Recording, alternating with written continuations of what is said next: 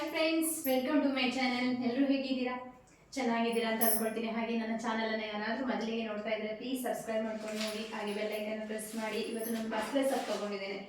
ನೋಡಿ, ಬಸ್ಲೆ ಸೊಪ್ಪು ಅಂದರೆ ನಮಗೆ ಒಂಥರ ತುಂಬ ಖುಷಿ. ಯಾಕಂದರೆ ಊರಲ್ಲೆಲ್ಲ ನಾವು ಬಸ್ಲೆ ಸೊಪ್ಪು ಅಂದರೆ ಅಷ್ಟು ಖುಷಿ. ನಾವು ಊರಿಗೆ ಹೋದಾಗ ಊರಿಂದ ಬರುವಾಗ ನಾವು ಬಸ್ಲೆ ಸೊಪ್ಪನ್ನು ಎತ್ಕೊಂಡು ಬರ್ತಾ ಇದ್ವಿ. ತುಂಬ ಬಸ್ಲೆ ಸೊಪ್ಪು ತಂದು ಫ್ರಿಜ್ಜಲ್ಲಿ ಇಟ್ಕೊಂಡು ಅವಾಗ ಮಾಡ್ಕೊಂಡು ತಿನ್ನೋದು, ಆ ಥರ ಮಾಡ್ತಾ ಇದ್ವಿ.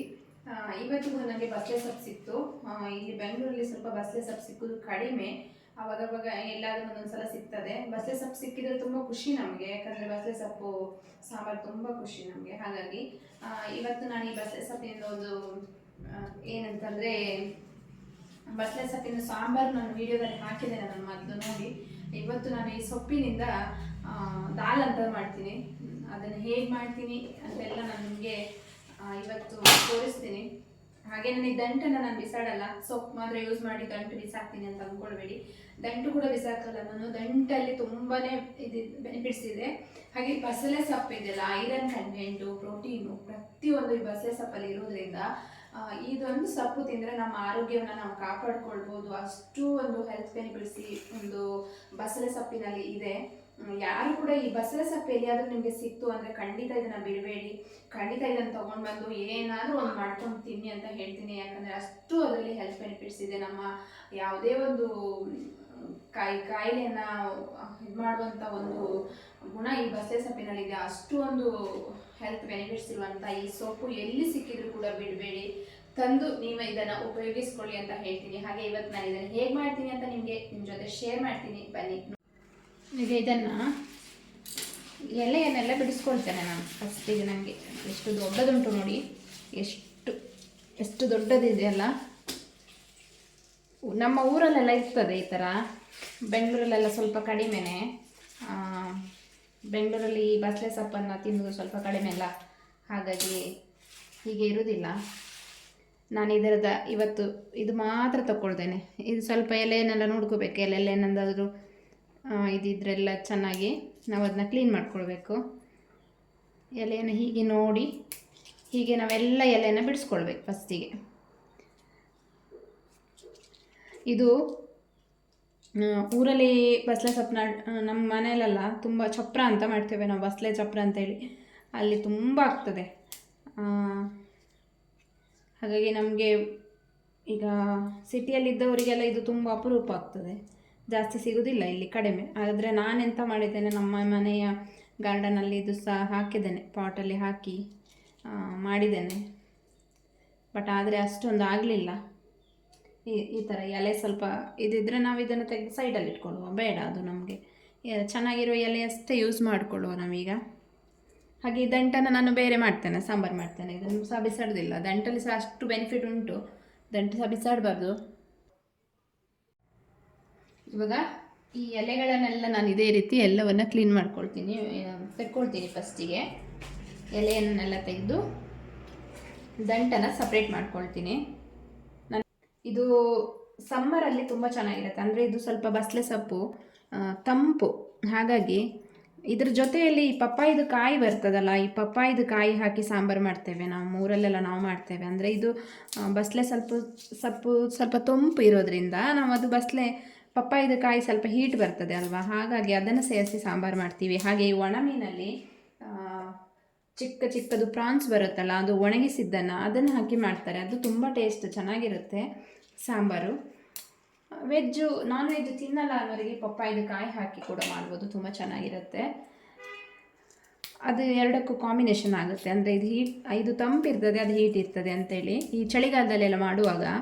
ಅಂದರೆ ಬಸಳೆ ಸೊಪ್ಪು ಸ್ವಲ್ಪ ತಂಪಲ್ವಾ, ಹಾಗಾಗಿ ಕೆಲವೊಬ್ಬರಿಗೆ ಏನಾಗ್ತದೆ ಅಂದರೆ ಇದು ಸ್ವಲ್ಪ ಕೋಲ್ಡ್ ಆಗ್ಬೋದು. ಹಾಗಾಗಿ ಅದ್ರ ಜೊತೆ ಏನಾದರೂ ಹೀಟಿದು ಇದನ್ನು ಸೇರಿಸಿದರೆ ನಮಗೆ ಅಷ್ಟು ಇದು ಕೋಲ್ಡ್ ಆಗೋದಿಲ್ಲ. ಹಾಗಾಗಿ ಎಲ್ಲರೂ ಆ ಥರ ಮಾಡ್ತಾರೆ.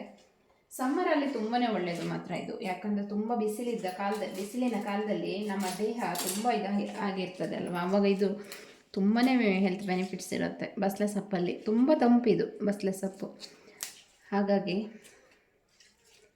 ಇದನ್ನು ಅವಾಗವಾಗ ನಾವು ಯೂಸ್ ಮಾಡ್ತಾ ಇರೋದು ತುಂಬಾ ಒಳ್ಳೆಯದು.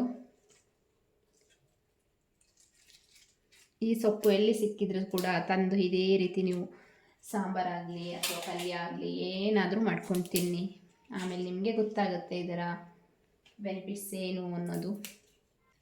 ಬೆಂಗಳೂರಲ್ಲಿ ಪ್ರತಿಯೊಂದು ಸೊಪ್ಪು ಸಿಗ್ತದೆ, ಬೇರೆ ಬೇರೆ ಥರ ಸೊಪ್ಪು. ಬಟ್ ಬಸಳೆ ಸೊಪ್ಪು ಸ್ವಲ್ಪ ಕಡಿಮೆ ಸಿಗೋದು. ಸಿಕ್ಕಿದರೆ ಸಹ ಇಲ್ಲಿನವರು ಬಸಳೆ ಸೊಪ್ಪಿಗೆ ಅಷ್ಟು ಗೊತ್ತಿಲ್ಲ, ಅವರಿಗೆ ಬಸಳೆ ಸೊಪ್ಪು ಮಾಡಲ್ಲ ಅನಿಸುತ್ತೆ. ಬಟ್ ನಮ್ಮವರು ಎಲ್ಲಿಯಾದರೂ ಸಿಕ್ಕಿದರೆ ಮಾತ್ರ ಬಿಡೋದಿಲ್ಲ ಇದನ್ನು. ಮಂಗಳೂರು ಸೈಡ್ನವರು ಬಸಳೆ ಸೊಪ್ಪು ಸಿಕ್ಕಿದರೆ ಬಿಡೋದಿಲ್ಲ, ತಂದು ಮಾಡ್ತಾರೆ.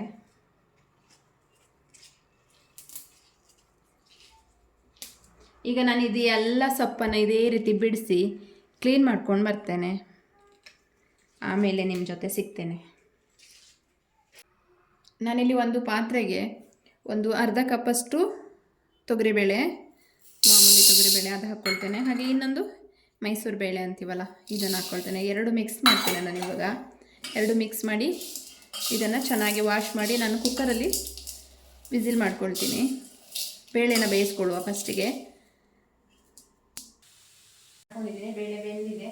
ಇವಾಗ ನಾನು ಬಸಳೆ ಸೊಪ್ಪನ್ನು ತೊಗೊಂಬಂದಿದ್ದೇನೆ. ಇದನ್ನ ಈಗ ಸೊಪ್ಪನ್ನು ಫಸ್ಟ್ ಕಟ್ ಮಾಡ್ಕೊಳ್ಳುವ.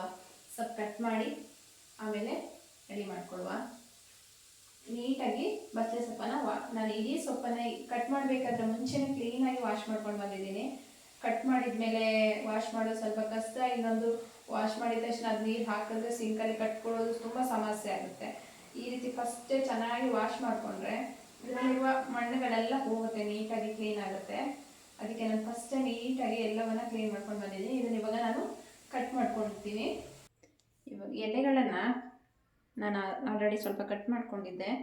ಈ ರೀತಿ ಜೋಡಿಸಿ ಕಟ್ ಮಾಡಿಕೊಂಡ್ರೆ ಚೆನ್ನಾಗಿ ಬರುತ್ತೆ ನೋಡಿ. ಈ ರೀತಿ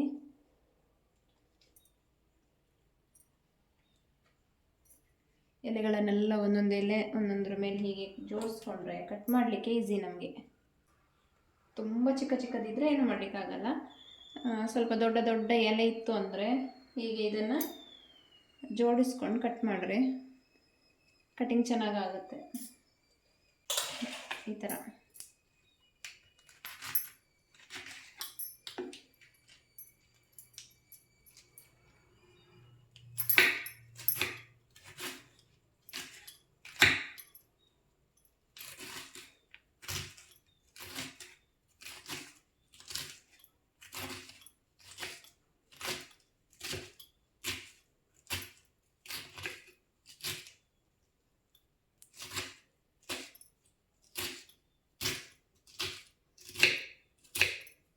ಇಷ್ಟು ನೀಟಾಗಿ ಚಿಕ್ಕದಾಗಿ ಹಚ್ಕೊಂಡಿದ್ದೆಲ್ಲ ಈ ರೀತಿ ಹಚ್ಕೊಬೋದು.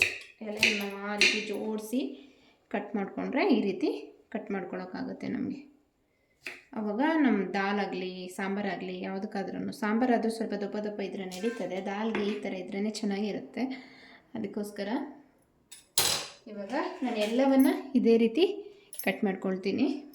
ಇಲ್ಲಿ ನಾನು ಒಂದು ಈರುಳ್ಳಿ ತೊಗೊಂಡಿದ್ದೇನೆ, 2 ಟೊಮೆಟೊ ತೊಗೊಂಡಿದ್ದೇನೆ. ಕಟ್ ಮಾಡಿಕೊಳ್ಳುವ. ಈರುಳ್ಳಿನ ಸಹ ಚಿಕ್ಕ ಚಿಕ್ಕದಾಗಿ ಕಟ್ ಮಾಡ್ಕೊಳ್ತೇನೆ.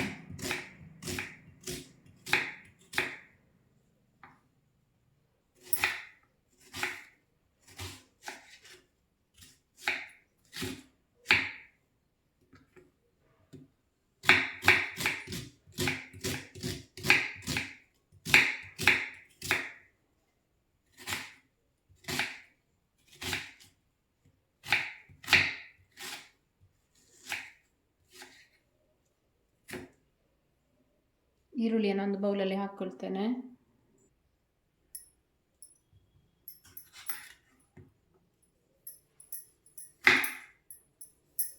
ಟೊಮೆಟೊ ಕೂಡ ಅದೇ ರೀತಿ ಚಿಕ್ಕದಾಗಿ ಕಟ್ ಮಾಡ್ಕೊಳ್ತೀನಿ.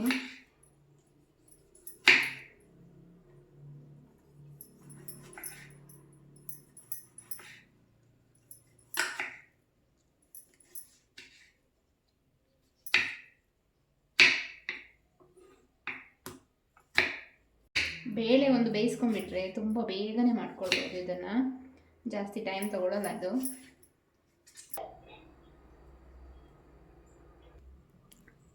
ಇವಾಗ ನಾನು ಬೇಳೆನ ಚೆನ್ನಾಗಿ ಬೇಯಿಸಿಟ್ಕೊಂಡಿದ್ದೇನೆ. ಬೇಳೆ ಚೆನ್ನಾಗಿ ಬೆಂದಿದೆ. ಇವಾಗ ನಾನು ಒಲೆ ಮೇಲೆ ಒಂದು ಪಾತ್ರೆ ಇಟ್ಕೊಂಡಿದ್ದೀನಿ. ಫಸ್ಟಿಗೆ ಸ್ಟವ್ ಆನ್ ಮಾಡ್ಕೊಳ್ಳುವ. ಸ್ಟವ್ ಆನ್ ಮಾಡ್ಕೊಳ್ತೀನಿ. ಇವಾಗ ಸ್ವಲ್ಪ ಎಣ್ಣೆ ಹಾಕ್ಕೊಳ್ತೇನೆ. ನಾನಿಲ್ಲಿ 1-2-3 ಸ್ಪೂನ್ ಎಣ್ಣೆ ಹಾಕ್ಕೊಂಡಿದ್ದೀನಿ. ಎಣ್ಣೆ ಸ್ವಲ್ಪ ಬಿಸಿ ಆಗಲಿ. 1 ಸ್ಪೂನ್ ಸಾಸಿವೆ ಹಾಕ್ಕೊಳ್ತೇನೆ, ಹಾಗೆ ಕರಿಬೇವು,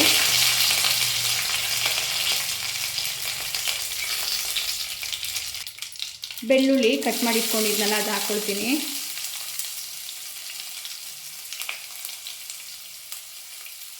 ಹಾಗೆ ಶುಂಠಿ,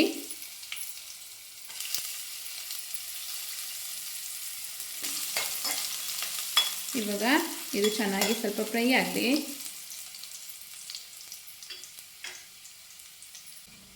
ಇವಾಗ ನಾನು ತಗೊಂಡಿರೋ ಹಸಿಮೆಣಸಿನ್ಕಾಯಿ ಹಾಕ್ಕೊಳ್ತೀನಿ.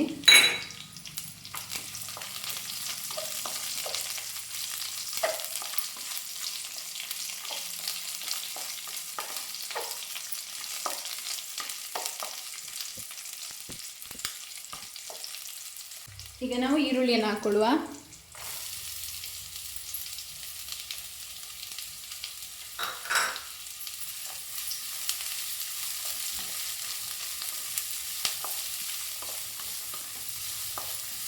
ನಾನು ಟೊಮೆಟೊ ಕಟ್ ಮಾಡಿ ಇಟ್ಕೊಂಡಿದ್ದನ್ನು ಸೇರಿಸ್ಕೊಳ್ತೀನಿ.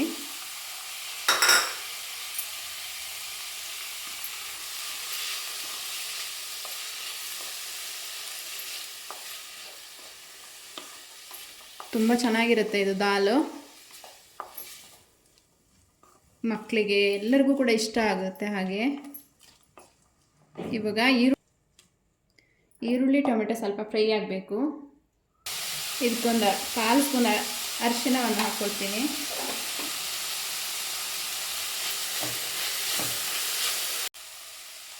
ಒಂದು 1/4 ಸ್ಪೂನು ಜೀರಿಗೆ ಪೌಡ್ರ್ ಹಾಕ್ಕೊಳ್ಳುವ. ಬೇಳೆ ಗ್ಯಾಸ್ಟ್ರಿಕ್ಕು ಆ ಥರ ಇದ್ದರೆ ಅವೆಲ್ಲ ಹಾಕಿದರೆ ಸ್ವಲ್ಪ ಅವಾಯ್ಡ್ ಆಗುತ್ತಲ್ಲ ಅಂತ. ಹಾಗೆ ಧನಿಯಾ ಪೌಡರ್,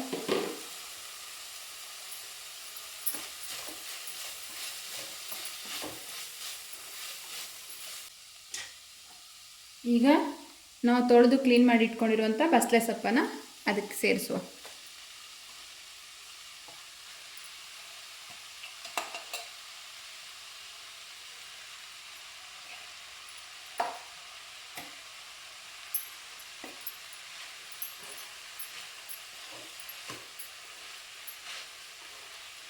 ಸೇರಿಸಿ ಮಿಕ್ಸ್ ಮಾಡಿಕೊಳ್ಳುವ.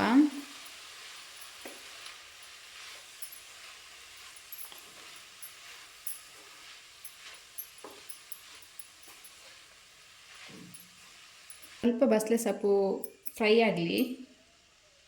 ಈಗ ಲಿಡ್ ತೆಗೆದು ನೋಡುವ. ಸೊಪ್ಪು ಹಾಕಿಟ್ಟಿದ್ದೀವಲ್ಲ ಚೆನ್ನಾಗಿ ಬೆಂದಿರುತ್ತೆ ನೋಡಿ, ಚೆನ್ನಾಗಿ ಬೆಂದಿದೆ. ಈಗ ಇದಕ್ಕೆ ನಾನು ಬೇಳೆ ಬೇಯಿಸಿ ಮಸ್ತ್ ಇಟ್ಕೊಂಡಿದ್ದೀನಿ. ಚೆನ್ನಾಗಿ ಬೇಳೆನ ಫುಲ್ ಚೆನ್ನಾಗಿ ಬೇಳೆ ಬೆಂದಿರಬೇಕು. ಸ್ವಲ್ಪ ಮಸ್ತ್ ತಕ್ಷಣ ಈ ರೀತಿ ಎಲ್ಲ ಇದಾಗುತ್ತೆ. ಇವಾಗ ಹಾಕಿ ಇದಕ್ಕೆ ಸ್ವಲ್ಪ ನೀರನ್ನು ಸೇರಿಸ್ತೇನೆ.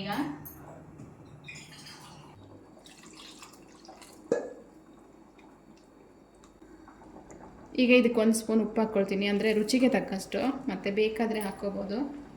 ಇವಾಗ ಉಪ್ಪನ್ನು ಹಾಕಿ ಚೆನ್ನಾಗಿ ಮಿಕ್ಸ್ ಮಾಡ್ಕೊಳ್ಳುವ. ಇವಾಗ ಇದು ಚೆನ್ನಾಗಿ ಕುದಿ ಬರಬೇಕು. ಇದಕ್ಕೊಂದು ಚಿಟಿಕೆಯಷ್ಟು ಹಿಂಗೆ ಹಾಕ್ತೀನಿ ನಾನು. ಹಾಗೆ ಒಂದು ಸಣ್ಣ ಗಾತ್ರದ ಬೆಲ್ಲವನ್ನು ಹಾಕ್ಕೊಂಡಿದ್ದೀನಿ. ಬೆಲ್ಲ ನಿಮ್ಮ ಆಪ್ಷನಲ್, ಬೇಕಾದರೆ ಹಾಕ್ಕೊಳ್ಳಿ, ನಾನು ಹಾಕ್ಕೊಂಡಿದ್ದೀನಿ. ಎರಡನ್ನು ಹಾಕಿ ಚೆನ್ನಾಗಿ ಮಿಕ್ಸ್ ಮಾಡುವ. ಬೆಲ್ಲ ಹಾಕಲೇಬೇಕು ಅಂತಿಲ್ಲ, ಅವರವರ ಇಷ್ಟ. ಇವಾಗ ಸೂಪರ್ ಟೇಸ್ಟಿ ಆಗಿರುವಂಥ ನಮ್ಮ ಬಸಳೆ ಸೊಪ್ಪಿನ ದಾಲ್ ರೆಡಿಯಾಗಿದೆ. ಈ ವಿಡಿಯೋ ನಿಮಗೆ ಇಷ್ಟ ಆದರೆ ಒಂದು ಲೈಕ್ ಮಾಡಿ, ಶೇರ್ ಮಾಡಿ, ಕಮೆಂಟ್ ಮಾಡಿ. ಹಾಗೆ ಇದನ್ನ ಒಂದು ಬಾಯ್ಲ್ಡ್ ರೈಸ್ ಜೊತೆ 1 ಸ್ಪೂನ್ ತುಪ್ಪ ಹಾಕಿ ತಿಂತಾ ಇದ್ರೆ ಅದರ ಮಜಾನೇ ಬೇರೆ. ಹಾಗೆ ಇದನ್ನ ದೋಸೆ, ಚಪಾತಿ ಯಾವುದ್ರ ಜೊತೆ ಕೂಡ ತುಂಬಾ ಚೆನ್ನಾಗಿರುವಂಥ ಕಾಂಬಿನೇಷನ್. ಈ ವಿಡಿಯೋ ನಿಮಗೆ ಇಷ್ಟ ಆದರೆ ನನ್ನ ಚಾನೆಲ್ ಅನ್ನ ಸಬ್ಸ್ಕ್ರೈಬ್ ಮಾಡ್ಕೊಂಡು ನೋಡಿ ಅಂತ ಹೇಳ್ತಾ, ಇಷ್ಟೋ ತನಕ ನನ್ನ ವಿಡಿಯೋ ನೋಡಿದ್ದಕ್ಕಾಗಿ ನಿಮಗೆಲ್ಲರಿಗೂ ತುಂಬ ಧನ್ಯವಾದಗಳು. Thank you. Bye bye.